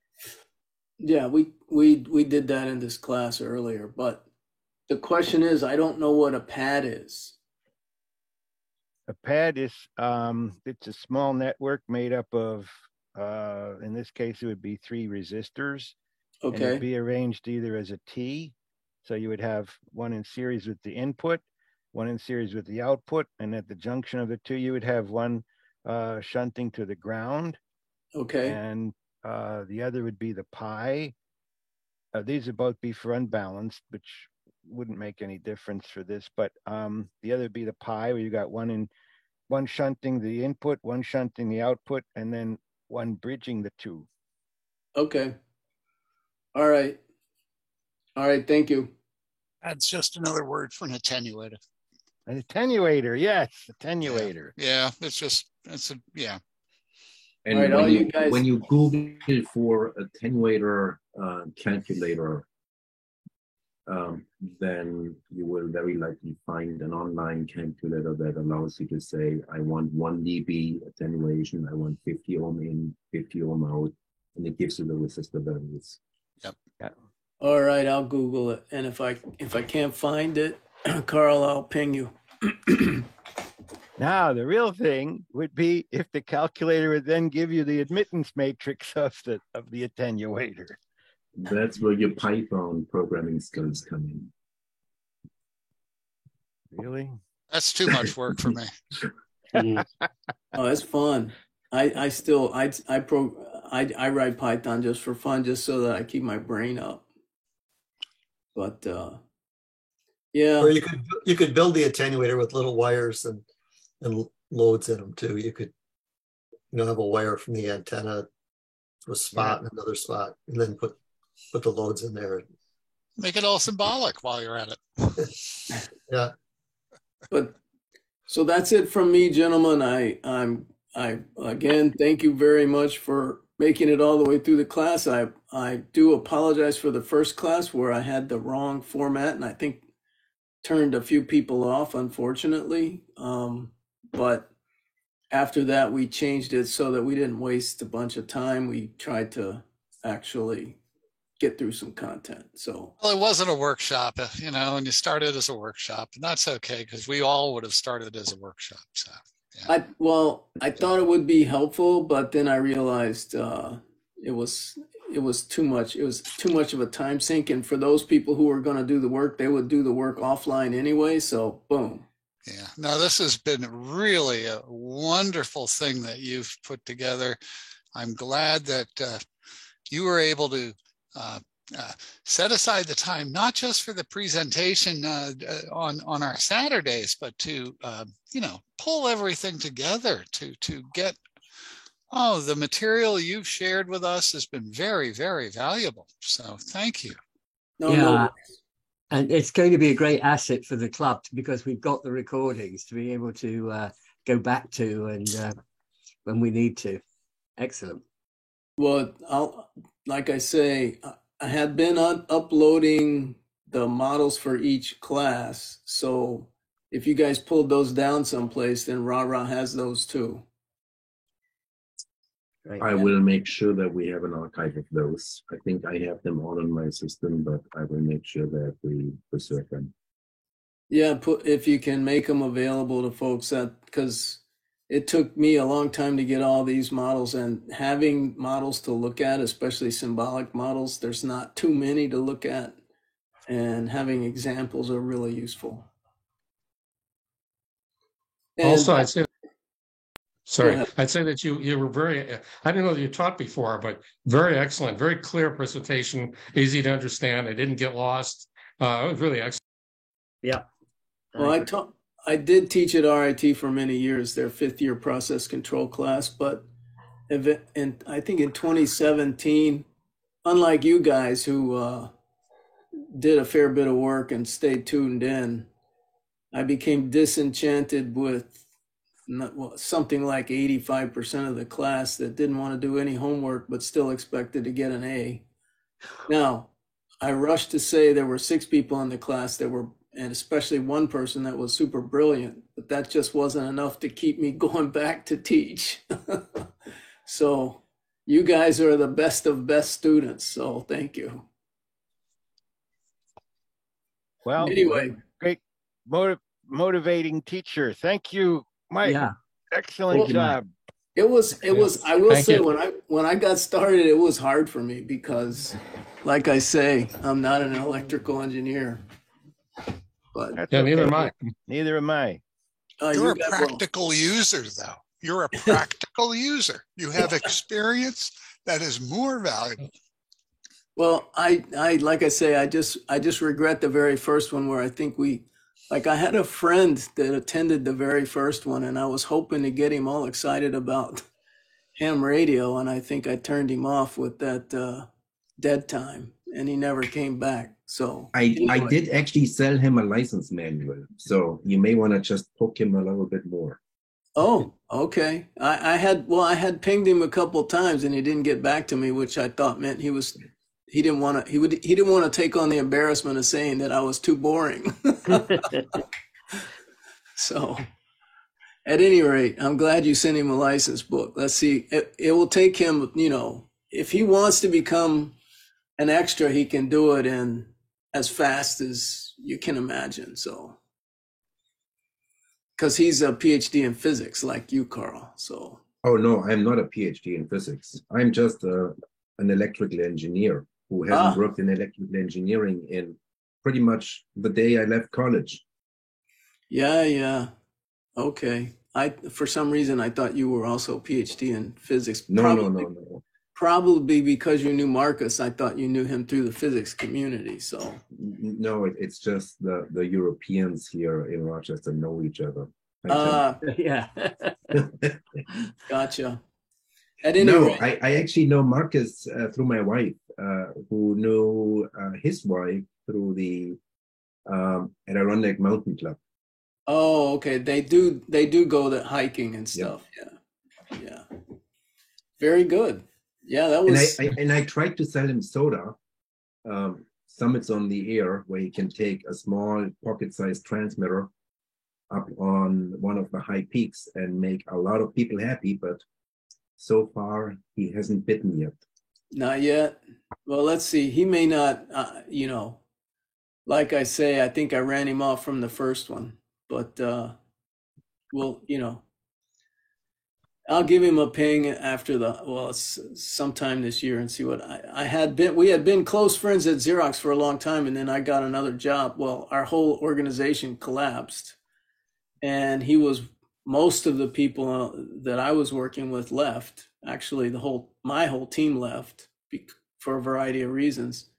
And then for many years, I didn't see him or anything. And then I had the great pleasure to see him right before this class. And I was telling him, I was quite excited. I said, you should join. And I had talked with you by then. So, but after the first class, we lost him. And a few others probably. But those of us who stuck around learned a lot. Absolutely. And I really would like to thank you for taking this on, for investing the time, and helping us all get over the speed bump of simulating antennas for NEC 2. When I first looked into NEC 2, this was back in the olden days without a user interface. And yes, I did a couple of dipoles just to show that I could do it, but it wasn't easy to do and it wasn't fun. And I didn't really get much out of it. But now with this knowledge that I've gained, I can actually look at a model and say, yep, this is exactly what my antenna does. Or the other way around, I want my antenna to do a certain thing. And how can I make that work? And then get to that point and say, I will take my wire clippers and my soldering iron and get to work and build exactly what the model says. And there's a pretty good chance it will work that way. So thank you so much for that. Oh, no problem. If you guys I'll show you. I don't know why this isn't opening. Oh, I see. Wait. All right. Okay, forget it. Hang on. 1 second. Thanks, Carl. That's not the right one. That's not the right one. Is it? No.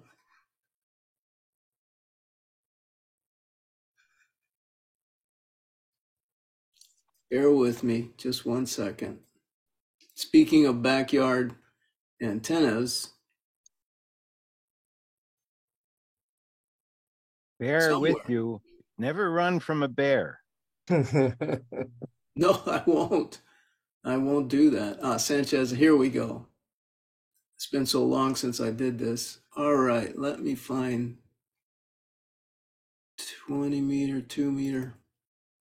So here's my entire antenna system, including the gutter on my house. So I have, let me see if I can blow it up. I think it's Page up. Yeah. Page up. Yeah. So I have an OCF, and then I have a 40 meter dipole above it because the OCF has a big null in this direction. So 40 meter dipole I use to fill it back in. I have a 20 meter dipole. And then if you see this lines in the back here, I have a vertical with 3 17-foot custom radials that sticks up, and I actually hang the 20 meter dipole and the 40 meter dipole off of it. Well, the 40 meter dipole is at the bottom of it. And so I can see all of these massive interactions that occur, which I'll take 2 seconds and show you guys. But more important, I know what parts of Europe I can get to, etc. So, oh, something happened. I have something wrong. In this particular model, I have something wrong. So I don't know what it is. Probably I didn't have something set. It's been a long time.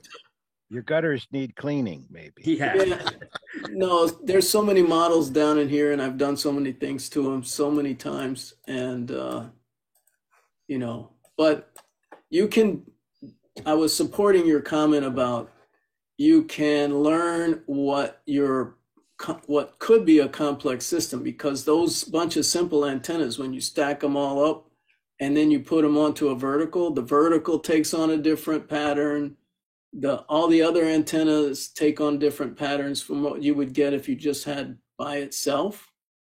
And you can actually tell if you look at the far field pattern and you superpose it onto Google Earth in your backyard, and you draw lines out of Google Earth off to Europe and Africa, you can tell exactly where your antenna is going to work when the propagation is available, which I have found invaluable. So at any rate, thanks very much, everybody. Yep. I'll let you guys go, and I really appreciate y'all joining. Obviously got a lot of passion about it, and I look forward to having access to the groups.io. Okay. Hey, anybody got any projects that they're modeling? I do not at this time. Since you I got a finished your- couple things talking about, but in mind. But if I actually complete the modeling, then I may have to execute, and I'm not willing to commit at this point. Yeah. So there's a whole bunch of things that we can try out on simulation, and then it comes time to execute. So yeah, I modeled a week or two ago. Steve KD2OM on a station on 474 kilohertz, and I modeled his antenna so we could see, what the efficiency might be with the coil he's got at the base and that sort of thing. The one he's got wrapped around the garbage pail. It's around a giant PVC. I don't know, it's like 8 inches in diameter or something like that. Oh, 8 inches. Okay. Yeah, 8 or 10 inches. When I heard about one of those big polyethylene trash buckets. They need anyway. It seemed like it worked pretty good. It gave us numbers that, originally what we had, the vertical part of the wire. It's shaped like an L, but it's basically a vertical with a wire that capacity loads at the top. If we just ran the wire to ground and had no radials, it said the impedance of the antenna was a couple hundred ohms, in series with some small capacitor, but you had to have the radials. As soon as you put at least one radial, then it dropped down to like 5 or 6 ohms in series with a tiny capacitor. So, tuned radial for that band would be 1/10 of a mile long. Yeah. Well, they'd have to be tuned. Just putting like an 80-foot wire a foot above the ground. Also, it gave us numbers that looked real without any radials at all. It gave you something that wasn't really right. it may be not optimum, but it was an improvement. So. Thanks very much, Mike. I'm going to say bye for now. All right. Take care, guys, and thank you. Talk to you guys at the meeting. Thank you, Mike. Thank Yep. you All right. again, Mike. Bye. Take care. Thank you, Mike. No problem.